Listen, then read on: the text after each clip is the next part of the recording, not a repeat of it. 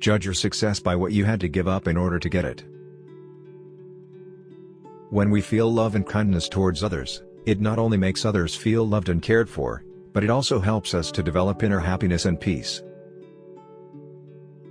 Although you may not always be able to avoid difficult situations, you can modify the extent to which you can suffer by how you choose to respond to the situation.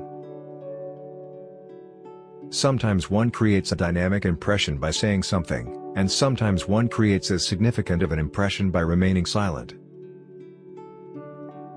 The topic of compassion is not at all religious business. It is important to know it is human business. It is a question of human survival.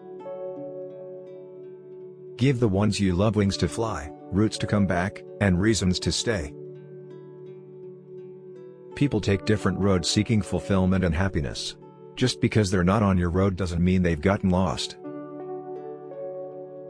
It is under the greatest adversity that there exists the greatest potential for doing good, both for oneself and others.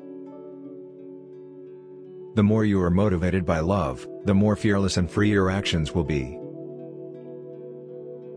Happiness is not something ready-made, it comes from your own actions. As people alive today, we must consider future generations. A clean environment is a human right like any other. It is, therefore, part of our responsibility toward others to ensure that the world we pass on is as healthy, if not healthier than we found it. We begin from the recognition that all beings cherish happiness and do not want to suffer. It then becomes both morally wrong and pragmatically unwise to pursue only one's own happiness, oblivious to the feelings and aspirations of all others who surround us as members of the same human family. The wiser course is to think of others when pursuing our own happiness. What surprises me most is man, because he sacrifices his health in order to make money. Then he sacrifices money to recuperate his health. And then he is so anxious about the future that he doesn't enjoy the present, the result being he doesn't live in the present or the future. He lives as if he's never going to die, and then he dies having never really lived. If you think you are too small to make a difference, try sleeping with a mosquito.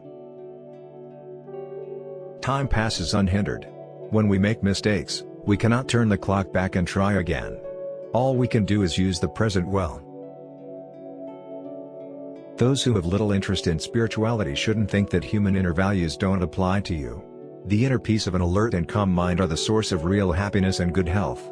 Our human intelligence tells us which of our emotions are positive and helpful and which are damaging and to be restrained or avoided. I will not propose to you that my way is best. The decision is up to you. If you find some point which may be suitable to you, then you can carry out experiments for yourself. If you find that it is of no use, then you can discard it.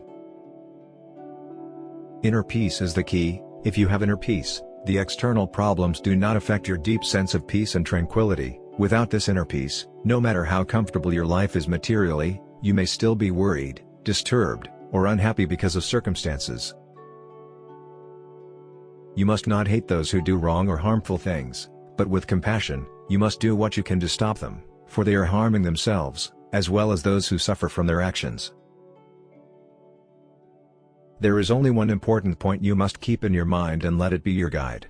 No matter what people call you, you are just who you are. Keep to this truth. You must ask yourself how you want to live your life. We live and we die. This is the truth that we can only face alone. No one can help us, not even the Buddha. So consider carefully, what prevents you from living the way you want to live your life.